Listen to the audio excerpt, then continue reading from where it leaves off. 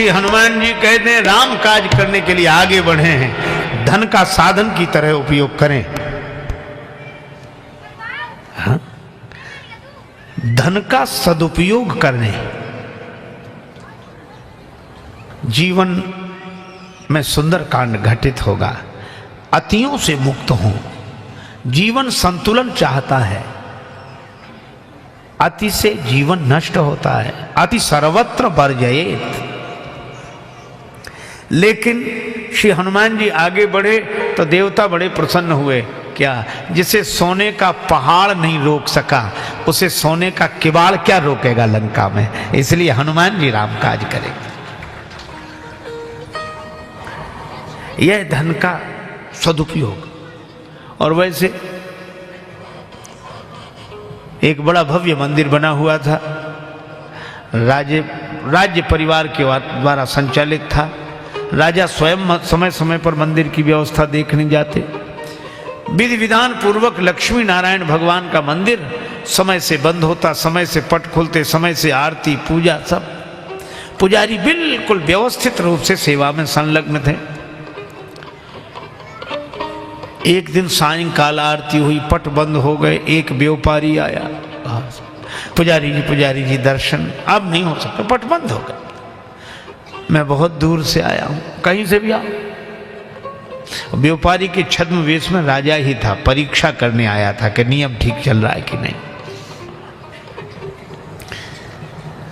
राजा ने कहा मैं व्यापारी हूं, बहुत दूर से आया हूं और दर्शन नहीं। पुजारी बोले सवाल ही नहीं, दर्शन आप पटबंद हो गए। यहाँ नियम की बड़ी शक्ति है, विधिवत सब कार्यक्रम होते हैं, ऐसे नहीं। राजा बड़ा खुश हुआ कि नियम का पालन अच्छा होता। लेकिन राजा ने सोचा थोड़ी और परीक्षा लें, सो स्वर्ण मुद्राएं निकाली, ये ले लो पुजारी जी, दर्शन करा दो। अब पुजारी जी बोले यही तो है आप लोगों का, भक्तों का दिल भी नहीं तोड़ना चाहिए, लेकिन क्या करें, मजबूरी भी है। रखो। राजा समझ गया कि अब थोड़ी शिथिलता आई और ये सब ले लो। ऐसा है, पिछले दरवाजे से आओ, उधर से पीछे से, इधर तो बंद हो गया, चलो। इतनी स्वर्ण मुद्राएं लेकर भीतर ले गए पुजारी जी, बिल्कुल सीधे दर्शन करा दिए। राजा बड़ा खुश हुआ कि कल पुजारी से बात करूंगा। पुजारी बड़ा खुश कि इतनी स्वर्ण मुद्राएं मिल गई। दूसरे दिन दोपहर को राजा साहब ने पुजारी जी को बुलाया। राजा साहब बुलाने, पुजारी जी बड़े खुश हुए। राजा साहब बुलाने तैयार होकर जो गए, राजा साहब ने कहा आइए पुजारी जी, मंदिर की व्यवस्था। अरे क्या कहते महाराज, सब बिल्कुल व्यवस्थित चल रही। अच्छा पूजा आरती सब समय से। अच्छा पट बंद होने के बाद दर्शन, प्रश्न ही नहीं उठता महाराज। सायंकाल आरती के बाद पट बंद होते कोई दर्शन को आ जाए, नहीं हो ही नहीं सकते था। कोई व्यापारी आ जाए, बाहर से आया हो, दूर से आया हो, तो भी नहीं होते दर्शन। अब पुजारी समझ गया कि राजा ही थे ये। राजा बोला सोच लो किसी भी तरह दर्शन नहीं होते। तो पुजारी हाथ जोड़ के बोला साहब हमारे यहाँ तो नियम पक्का, हम तो दर्शन नहीं होने देते, लेकिन अब लक्ष्मी नारायण जी का मंदिर है, अब लक्ष्मी माता ही कहने लगे तो हम कैसे मना करें। वो उनका आपसे मानना है। लोग कैसे कैसे तर्क देते हैं अपने पक्ष में, पर सुंदर कांड हमें यह सिखाता है कि जिंदगी बड़ी सहज होनी चाहिए, सरल होनी चाहिए। हनुमान जी ने वही किया, स्पर्श भी किया सोने के पहाड़ का, प्रणाम भी किया और राम काज करने के लिए आगे बढ़ गए। इसका मतलब धन को छुआ और छूकर राम काज में लगाया। यही जीवन की सुंदरता है, सुंदर कांड है। लेकिन अगर कोई इसे त्याग माने,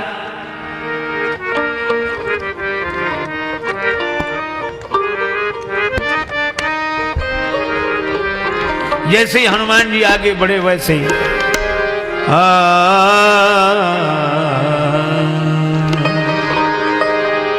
सुर सा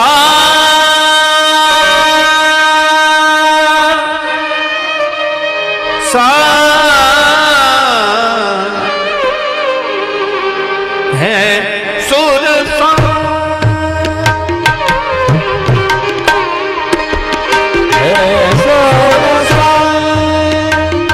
नाम अहिन की माता, माता माता सुरसा अहिन की माता, माता सुरसा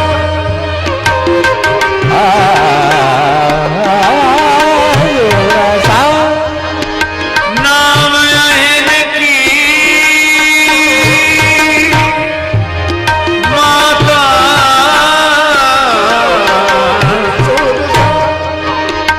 अहिल की माता सुरसा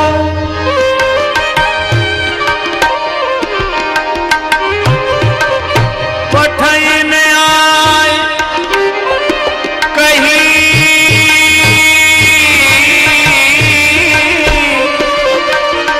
तेहि बाता,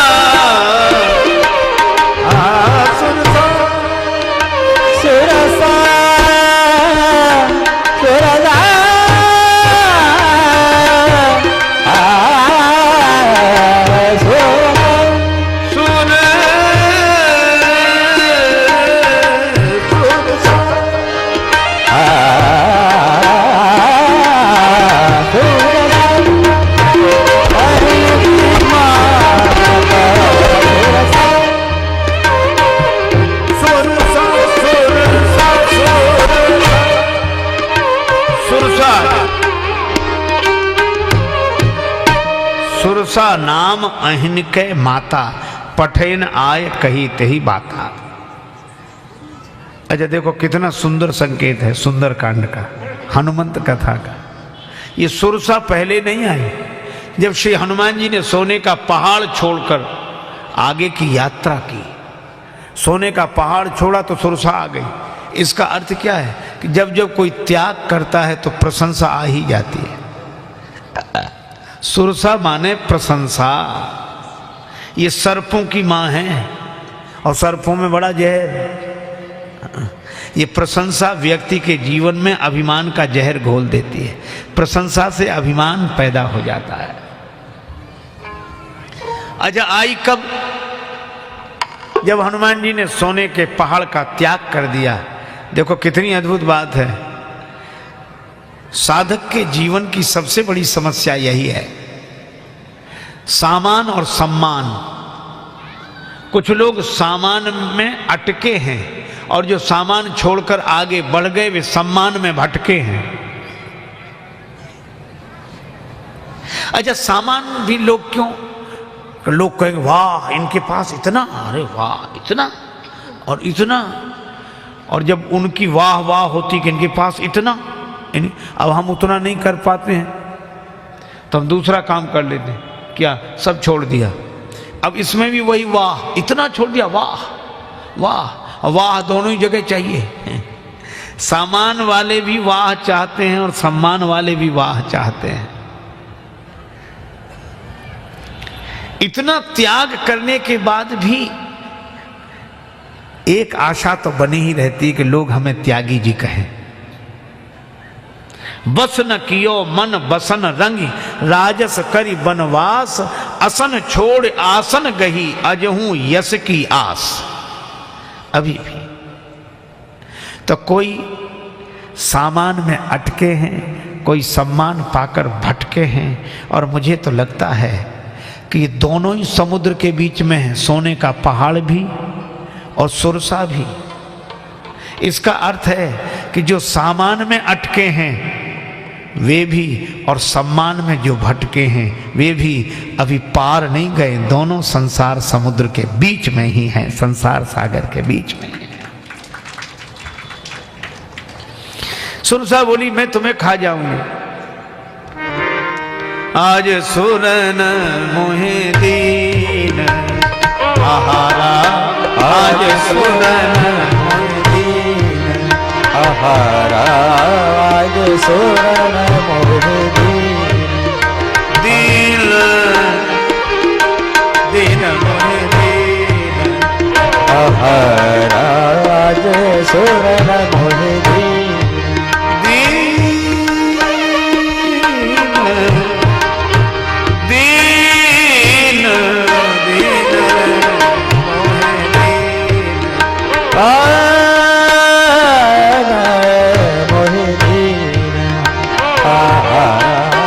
आज सुरन मोहि दीन सुरन मोहि दीन सुरन मोहि दीन।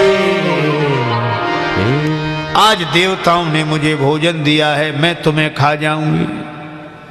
श्री हनुमान जी ने बड़ी सुंदर बात कही कि अभी तुम्हें फुर्सत है, हमें नहीं।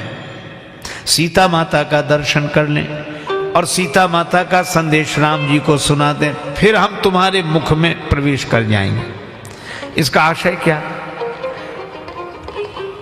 कि पहले भक्ति मिल जाए और भगवान मिल जाए, फिर प्रशंसा भी होती रहे तो कोई बात नहीं। अभी तो ना भक्ति मिली ना भगवान मिले, प्रशंसा बीच में ही डुबाई दे रही है। सीता जी मिल जाएं, राम जी मिल जाएं, भगवान मिल जाएं, जीवन का लक्ष्य मिल जाए, फिर प्रशंसा हो तो होती रहे। लेकिन प्रशंसा ही न पहुंचने दे, न भक्ति तक न भगवान तक, वह प्रशंसा तो ठीक नहीं है।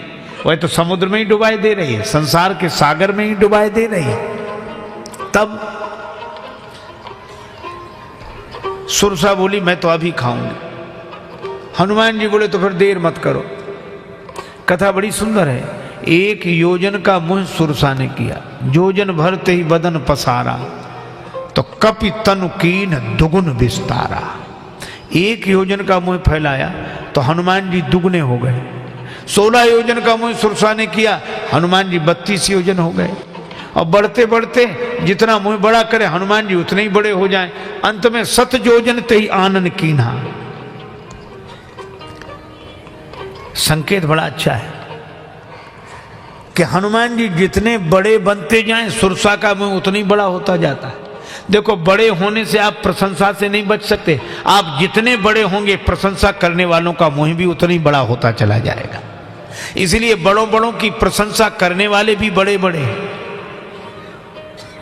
हनुमान जी ने कहा क्या करें, हम जितने बड़े होते जाते हैं प्रशंसा का भी मुंह उतना ही बड़ा, सुरसा का भी मुंह भी उतना ही बड़ा।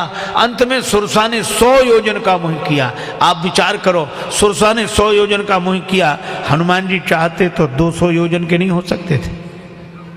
हो सकते हैं, लेकिन कथा आगे बढ़ती कि यहीं रुकी रहती।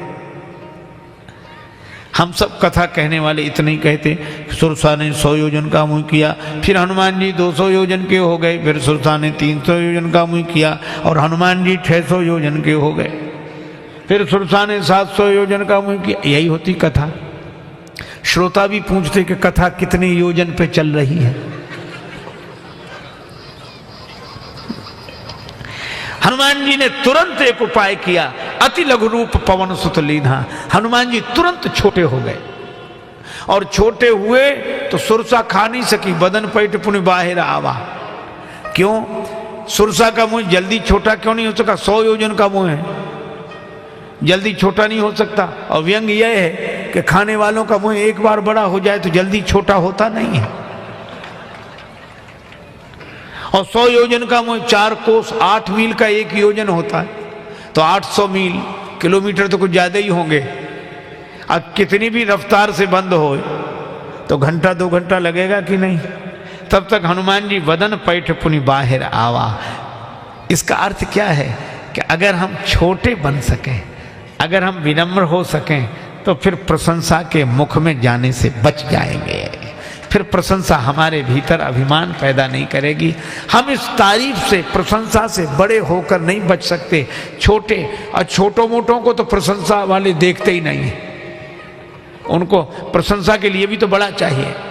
और हनुमान जी लघु नहीं हुए, अति लघु रूप पवन सुत लीन्हा। और कितना बढ़िया संकेत है।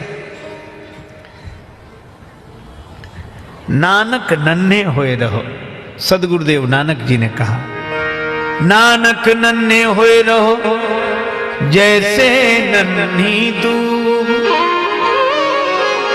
बड़े बड़े बही जात हैं, दूब खूब की खूब। नदी किनारे की घास, पानी की तेज धारा आए बाढ़ के रूप में तो घास झुक जाती है, पानी उसे उखाड़ नहीं पाता। और बड़े बड़े पेड़ अकड़े खड़े रहते हैं, उखड़े चले जाते हैं, अकड़े की उखड़े। और झुकता वो है जिसमें की जान है, अकड़ तो खास मुर्दे की पहचान है। और इसीलिए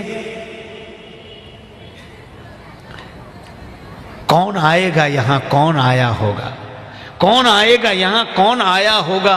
हवाओं ने मेरा दरवाजा हिलाया होगा, और गुल से लिपटी हुई तितली को गिराकर देखो, आंधी और तुमने दरख्तों को गिराया होगा। बड़े बड़े दुख साथ हैं, छोटे दुख से दूर, और तारे न्यारे होए रहे ग्रहण चंद और सूर।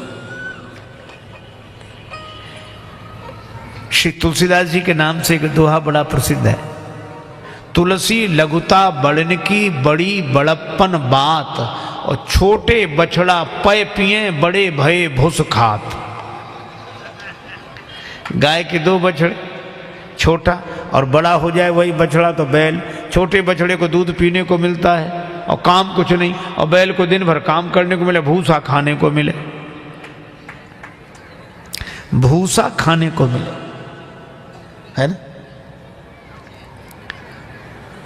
देखो भैया, किसी ने एक बाल्टी में दूध भर के रखा बैल के सामने का, आज दिवाली का दिन है, त्योहार है, तुम भी दूध पी लो, नहीं मिलता है। बड़ा बनने वाला तो भूसा ही खाता है, छोटे को ही दूध पीने को मिलता है। इसलिए भाई विनम्रता जीवन का श्रृंगार है।